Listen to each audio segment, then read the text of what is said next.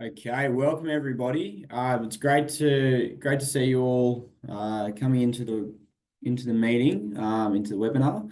I'll just give a couple more minutes for a few of the uh, late arrivals to come on in, and then we will get started. But thank you everyone who's here. It's great to see lots of familiar faces, and I'm looking forward to today's webinar. As a starting point, while we wait for everybody. It'd be great to hear a little bit from the group as to why you were particularly interested about today's session, what challenges you're looking to take on maybe in the new year when it comes to your own sustainable procurement and your understanding of your supply chains. So if you'd like to sort of throw some things in the chat, anything relating to understanding your own scope 3, understanding your own suppliers and their ESG commitments, please feel free to post a few things in the chat, and I'll look to theme a bit of today's content towards that, as well as, of course, some of the organisations that I know that you're all a part of.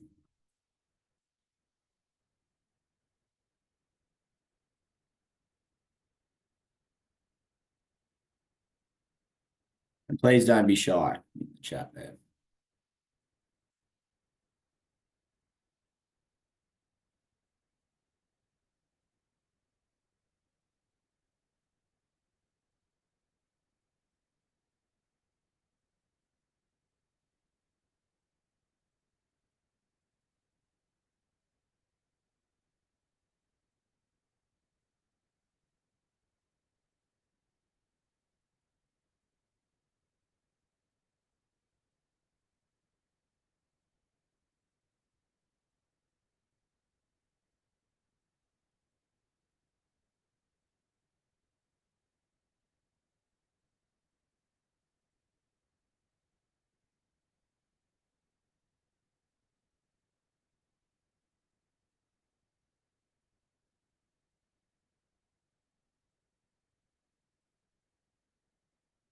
Okay, awesome. Looks like everybody's here. So, um, as a starting point, I would just like to make an acknowledgement to country of the lands in which we're all gathering from today, wherever you may be. I'm in Melbourne today, so I'd like to pay my acknowledgements to the Wurundjeri Woi, Wurrung, and Bunurong people of the Kulin Nation, and pay respects to their elders past and present, and of course to the future and emerging. With that aside, I'm really looking forward to today's session with you all, and thank you very much for joining. And as I said before, if you hadn't caught this part of it, please make sure to throw any questions you may have in the chat. Want to make today's session as engaging as possible, and make sure that you get something specifically out of it depending on your organization. I know from the group we've got here, we've got consultants, we've got leaders from large hospitality groups, we've got leaders from printing, construction, hotels, events. There's a really great diverse group of people and industries here, and so we want to make sure we can specifically speak to the challenges that you may be seeing in sustainability, and particularly in your very complex supply chains. Now, this is becoming a much more topical point of discussion, and certainly a point that I think if you'd asked us all a few years ago, would this be the number one thing on a lot of people's lips in December, you probably would have said no. But what we've seen is this huge groundswell of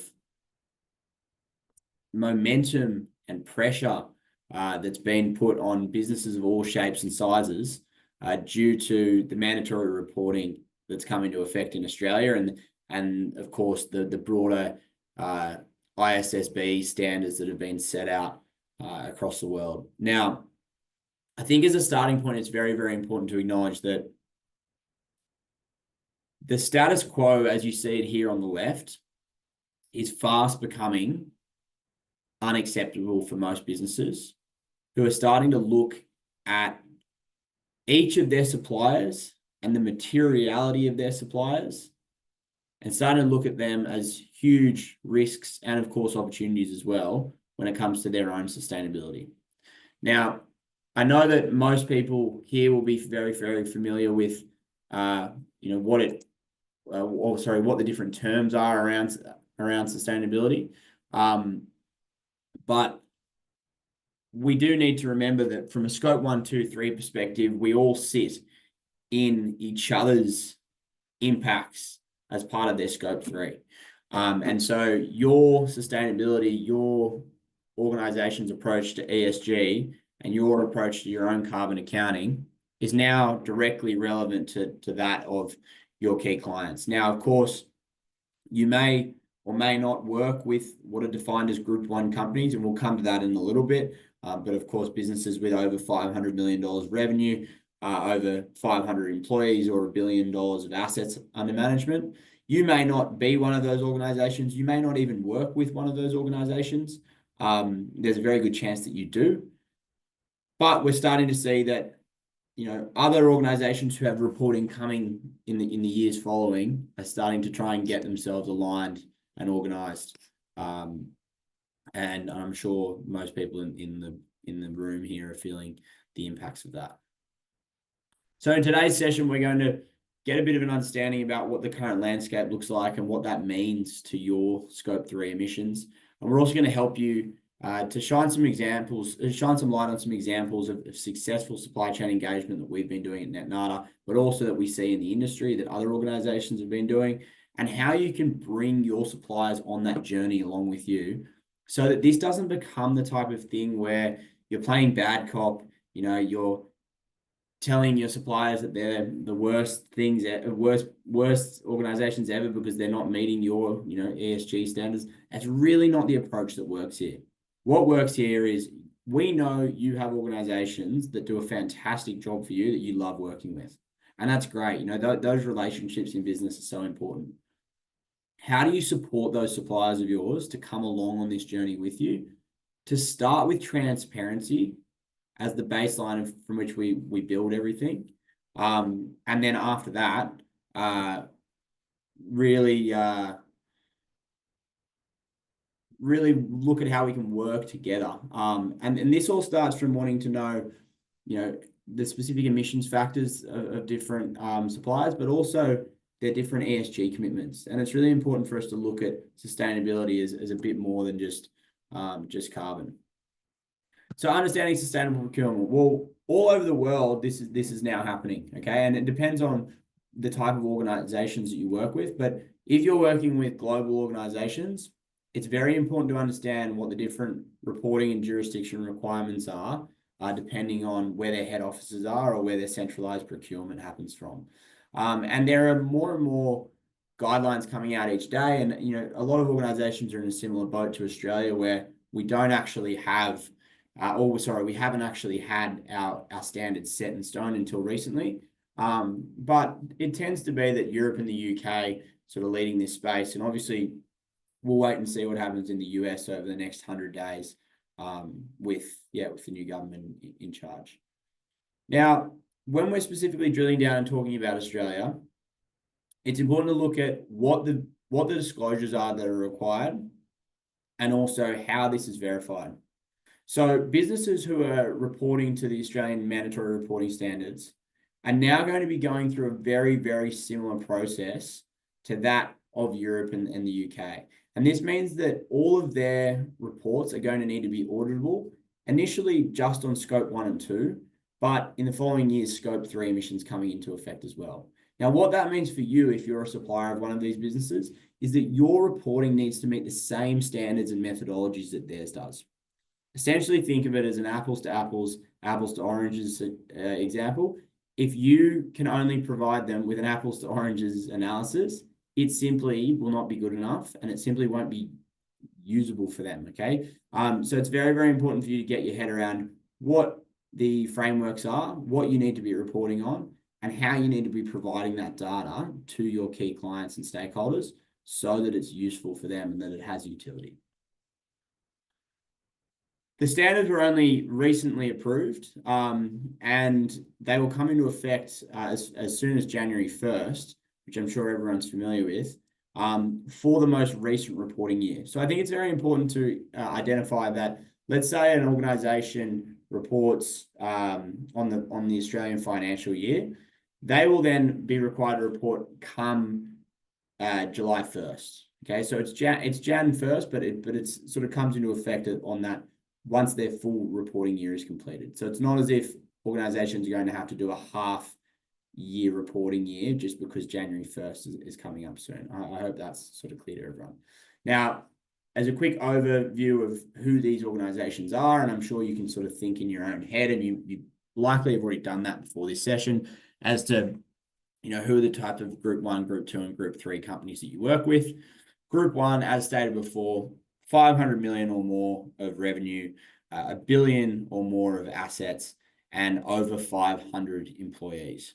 Now, Group 2 is 200 million or more of revenue, 500 million or more of assets, and 250 or more employees. Now, this is one of the first major changes that were made from the consultation paper, where that Group 2 was originally proposed to be 250 million or more of revenue. But as you can see, they've actually dropped that down, as they have also dropped down the Group 3 revenue markers from 100 million to 50 million or more.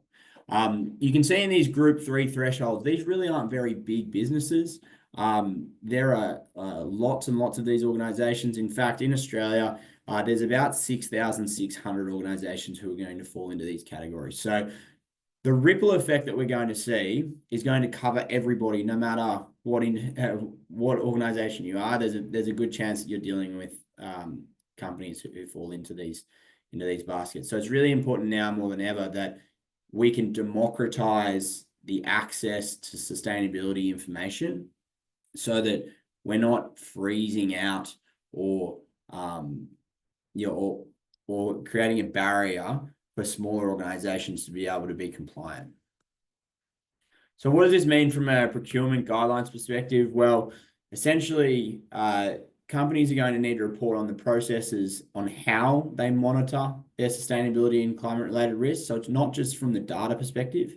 They're also going to need to have clear strategies on how they do this relating to their risks and opportunities. And the risks and opportunities piece is where you sit as a supplier. Of course, their controllable operational emissions are a huge part of this, but they're also looking at scenario analysis for what different procurement methods look like. And so if you can put yourself forward as one of the businesses that actually aligns with their needs, actually has your own set of scenario analysis and forecasts, then you'll very quickly see you'll actually become a preferred supplier from their ESG risk and procurement perspectives. Next, you'll also need to be looking at how you look at your gaps and any sort of lacks of information. And I think the most common thing for organizations is going to be the lack of specific product and service level data. The lack of LCAs, lack of EPDs is something that we're very fast seeing change, with businesses starting to what I'm trying to say, I guess, is the increase we're seeing from a service provider perspective of organizations who are going to the effort of getting product level and service level data on their specific offerings is fast increasing, sort of at the same rate that we were seeing carbon accounting adoption happening, say, 5 years ago. So this is where that gap analysis is certainly occurring, and businesses are starting to recognize spend-based factors here aren't enough. Guesstimation and estimates on what our overall emissions aren't enough. And actually, with the right volumes and quantities of our service provided, it now makes sense for us to be able to provide our key clients with very, very specific information on the product and service that we provide. And so that's why we're seeing sort of a bit of a large influx of LCA and EPD efforts. It's also very important to note that this is not just an exercise that's occurring in carbon accounting. Part of the considerations and analysis are from a broader sustainability point. And one of the biggest areas of consideration is in that governance piece. So how is your organization set up from an operational perspective to properly manage and consider all of your key sustainability risks, but also processes as well. And so your suppliers will want to know, or sorry, your clients will want to know, and as you should want to know from your suppliers, not just their carbon emissions, but also their broader ESG frameworks. So the reporting and the deadlines will be coming into effect, as I said, very, very fast, as we will start to see our first ones in January 2025. And this will be across the planning and procedures, the activity data in your energy, your water consumption, chemicals, waste, sewage, recycling, your materials that you're using, and also, as I said, your social and governance considerations as well. Now, the most important, I think, case study to look to in this whole piece is definitely AstraZeneca. I think what they have done over the last few years in getting businesses or getting 95% of their supply chain to align with the SBTIs has been really nothing short of phenomenal. And the approach and the way they went about this is probably the most important point. What they managed to do was to get science-based targets from about 3,000 of their suppliers, but they did it in a way that was extremely inclusive and wasn't something that, excluded businesses from being able to achieve this. They provided a lot of supporting resources and also a lot of workshops, which is what we recommend as a key step for you to take in engaging with your suppliers. You should set up a policy and a process to actually inviting your suppliers to understand why exactly it is that you're looking to do this and how that they can sort of come with you on that journey rather than it coming across like, a task that, that you're looking to get them in trouble with. And I think that's the biggest takeaway from this AstraZeneca case study is you want to really map out the whole process. And I think it's nice, it's very fitting that we're coming into a new year where you can have a 3 to 6 month process where you can sort out different webinar series, different engagement and education pieces for different supplier groups that you have. And you can start to take them on that journey and that process with you and show them the incentives behind, what it looks like for them next time their contract renewals come up if they can provide more granular data. Now, this can be done in a few ways. Number one is you can use the way that AstraZeneca, I know, did it was you can just use good old-fashioned Excel. And you can, of course, also use emails and all the rest. Another really good, effective way to do it is at NetNata, we have the Transparency Hub, which is a bit more of an automated process for this. And as you can see, you can start an assessment with your supplier groups. You can focus specifically on those that you deem material, or you can look at all. And this is where you can say, okay, I'm going to specifically speak to all of my food and beverage, or I'm going to specifically speak to all of my advisory and consultancy firms. Or maybe you're going to speak to your top 100 emitters initially based off the data that you have. The idea here is you want them to start the assessment so that they can provide you the relevant information if they have it from an emissions perspective, but so you can also get a broader scoring done for them from an ESG perspective as well. And so whichever format you look to do it in, the main takeaway here is make sure that when you go to the effort of engaging with your supply chain, you're not just collecting emissions data, you're also going to the effort to collect broader sustainability data, because you want that one engagement piece to be as useful as possible, and you want to maximize the value in it. The second point is make sure you're doing more than just sending out a bunch of emails and requesting information. Turn this into an activity that enables you to continue to build the relationships with your suppliers and to continue to bring them along on your journey. Because the best comparison we can give is, if you look at cybersecurity as an example from, say, over the last 15 years. I'm sure many people in the webinar today would, have had the experience at some point in time where you've been requested security information from a client, and it was always very inconsistent. There was never any very good frameworks provided over the last sort of 10 to 15 years. And I think now we're getting to the point where, you have very clear non-functional requirements that most people, are familiar with. And it's just a process that we all accept as business as usual. We have a really exciting opportunity here to avoid some of the mistakes that were made in those other compliance markets, where the guidelines are set out very clearly and the compliance frameworks are all there.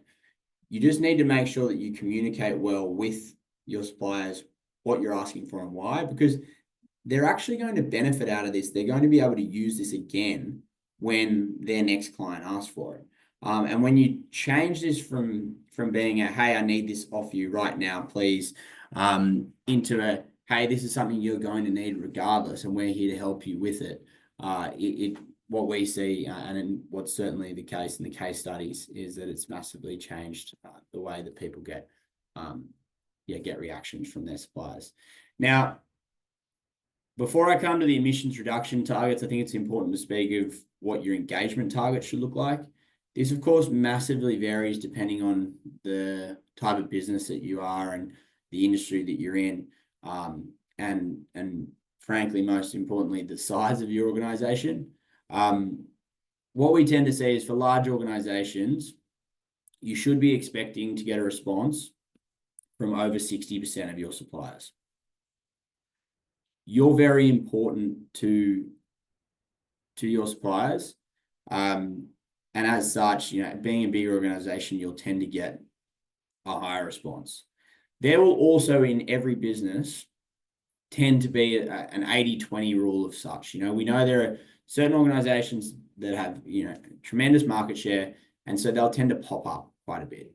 And so for those sort of organizations, whether they're the Microsofts and the Apples of the world, it's important to make sure you're leveraging a data set where all of their information is already there.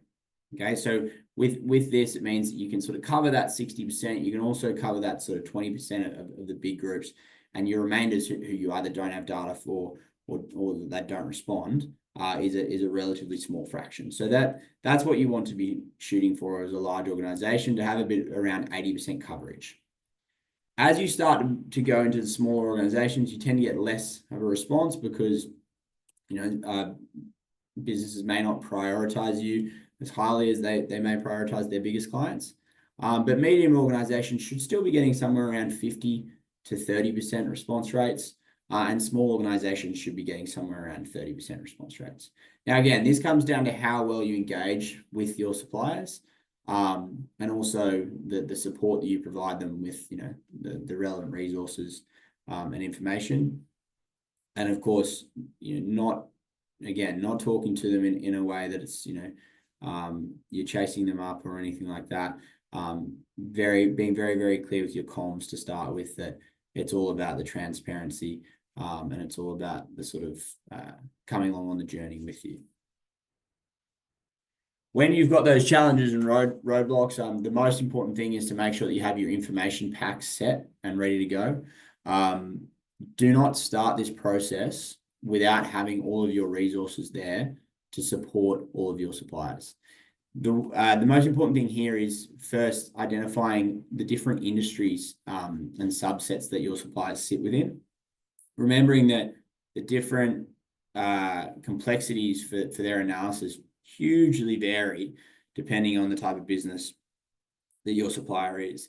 It's really important to remember that, for a professional services organization who, sits behind a desk in a very, standard office all day, is a lot easier for them than it may be for, say, a large manufacturing group.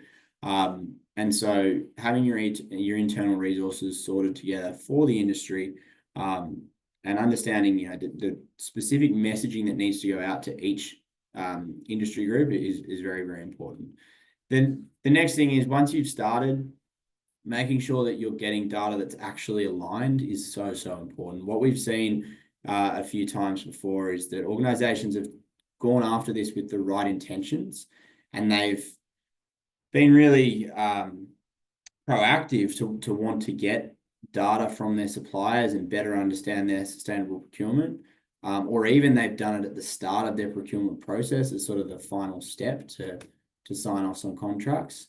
But the way they've collected this data has either been unaligned and as such essentially useless, or has also not been stored in the way that can actually have utility and can be used moving forward.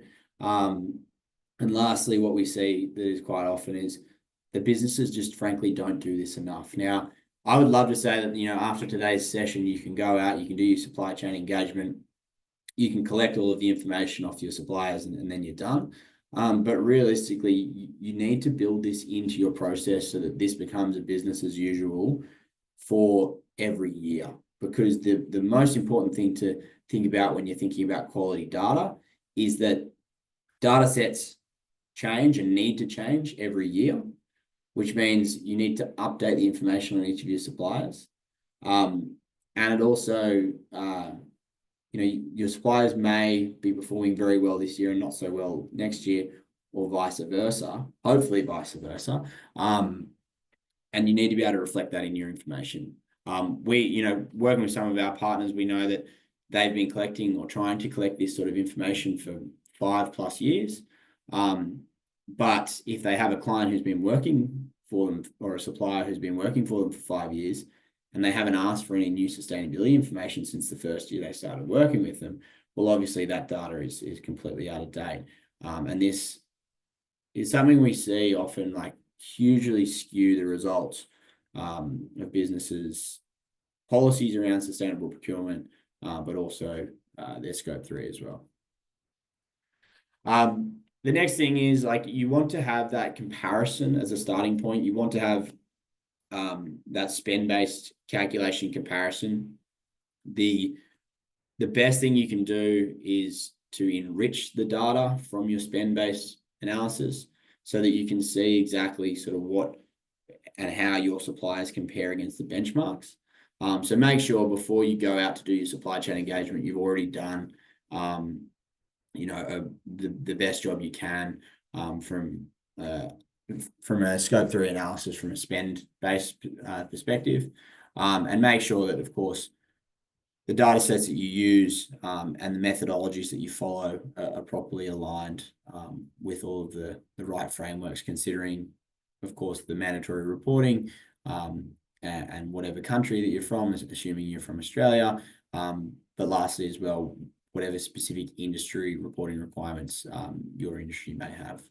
And then lastly here, it's all about transparency over necessarily being carbon neutral or having some flash certification. And I think it's really important, especially in your first year of doing this, that your communications with your suppliers are very clear on that. You're not expecting them to be perfect.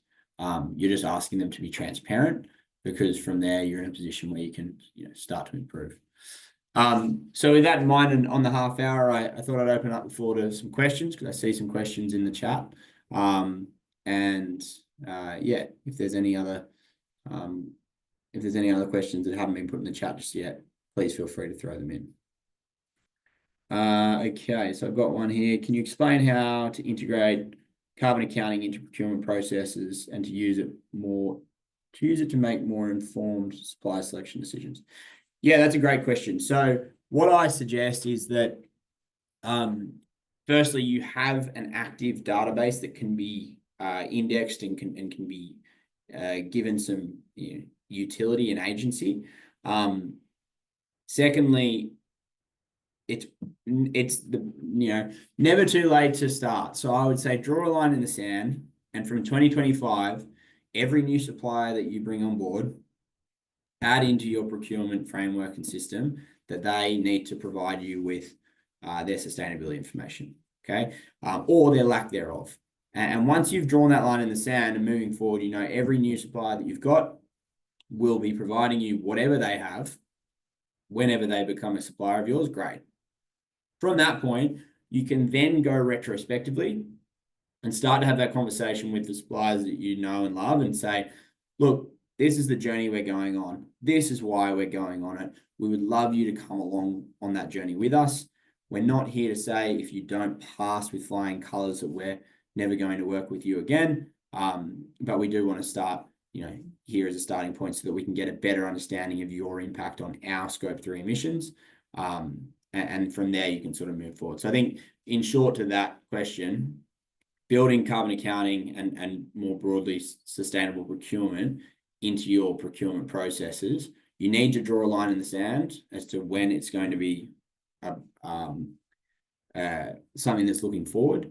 And then once you've done that, you can also start to look backwards on it as well.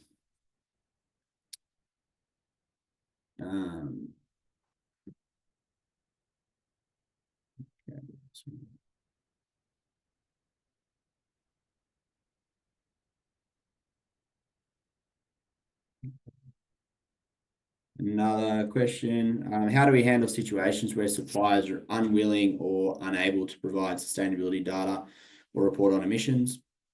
That's a really good question. Again, I wouldn't worry yourself too much over those scenarios. I wouldn't lose sleep on it. It is what it is. If they're unwilling or unable, that supplier will get the standardized emissions factor for their location, primary and subcategory. And you just need to communicate with them. That is what, you know, what their emissions factor will be. Yeah, you can say to them if you wish, like, it's a preference for you from a procurement perspective in future, and that there'll be a weighting on that. But I would, it's a really good question, because I would just reiterate the point that you'll still be able to do some form of a calculation for every supplier by using spend-based factors. But of course, it's not ideal, because spend-based factors are based on aggregates for those entire industries and sub-industries. So yeah, you don't have to call the police or anything if your suppliers are unwilling to provide their sustainability data.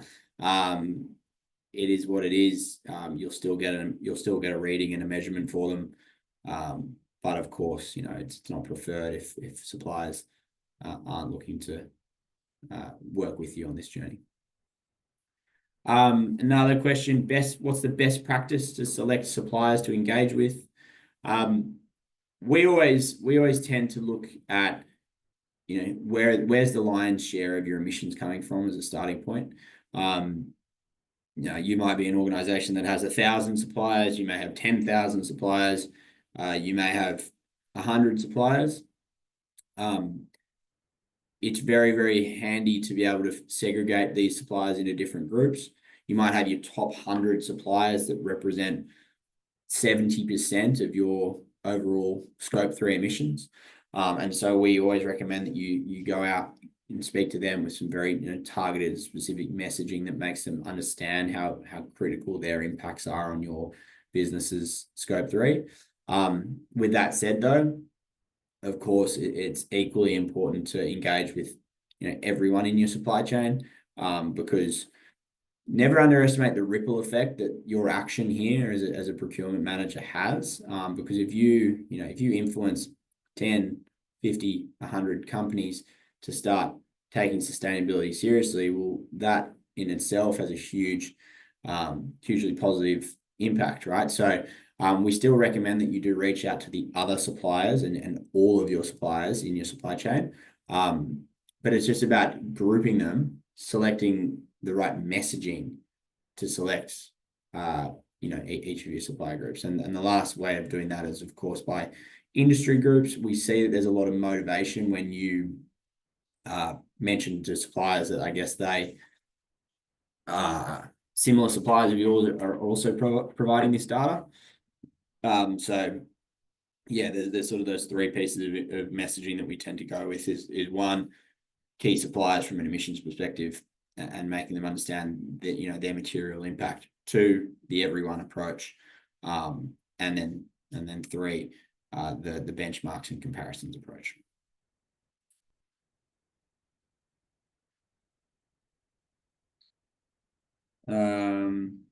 Are other companies starting to set scope 3 goals for either themselves or others?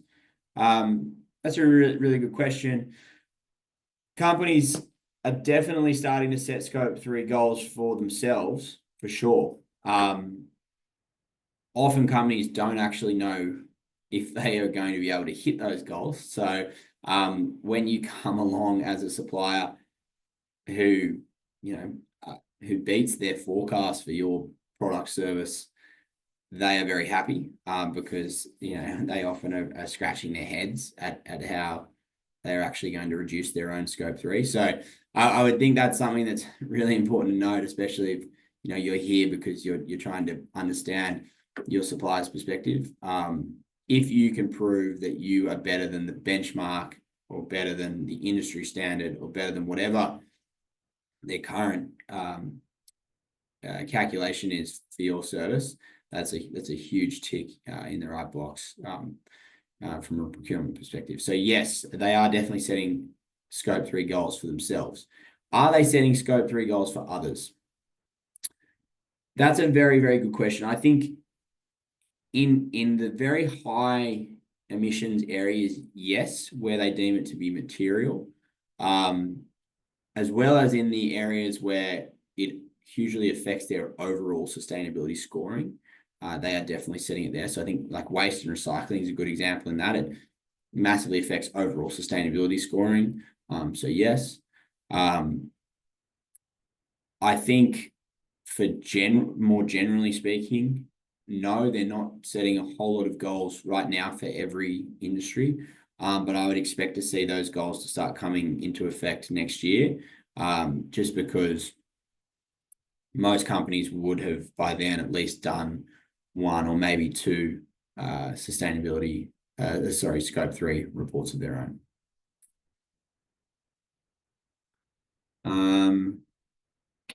One other question here. Is it reasonable to only collect scope 1 and 2 emissions data for only your most material suppliers? Will there be an expectation to get scope 3 data from them? That's a really good question. I think the way I always look at it is if you're going to the effort of really understanding your own scope 3 emissions, it's a very fair and reasonable request to ask your suppliers to also provide you with their scope 3 emissions. Now, if your suppliers only have scope 1 and 2 emissions data, that's certainly better than nothing, right? So definitely put the option there for them to provide their scope 1, scope 2, and scope 3 all separately. And see what you get. If they don't provide you with scope 3, again, it's the opportunity for the dialogue. It's the opportunity to be, a really supportive organization and to build those better relationships. You can always sort of share with them, your experience of gathering that scope 3 data, and maybe that's what they need to, take that step themselves. So yeah, ask for all of it, see what you get, and then make your assessments based off that. Is usually the approach we suggest to follow.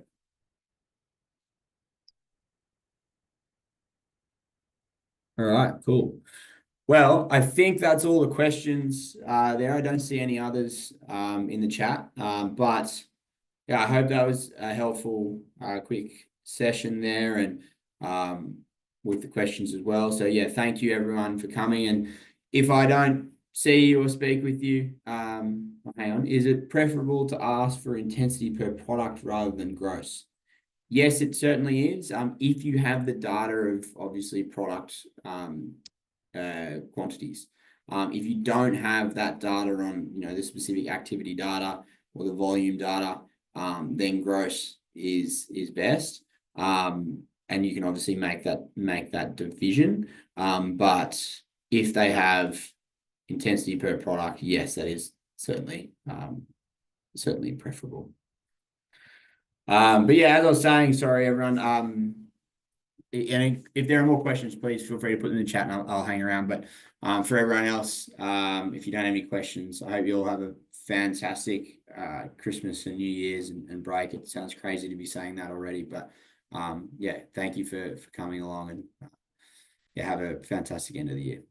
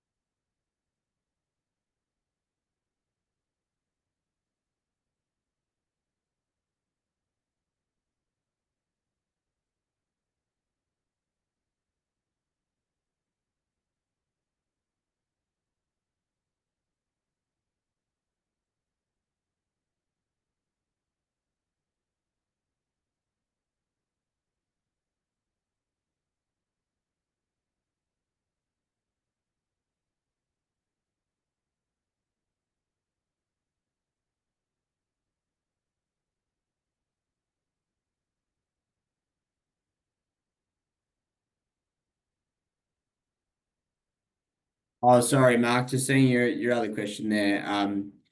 Yeah, but in the scenario where you may have, 100 or 50 different purchase orders across a year, then obviously you'd go back and get those units yourself. Is what we see happens there a little bit. So, yeah, you would need the units, of course, but just in the case where they don't actually give you the units that you've consumed.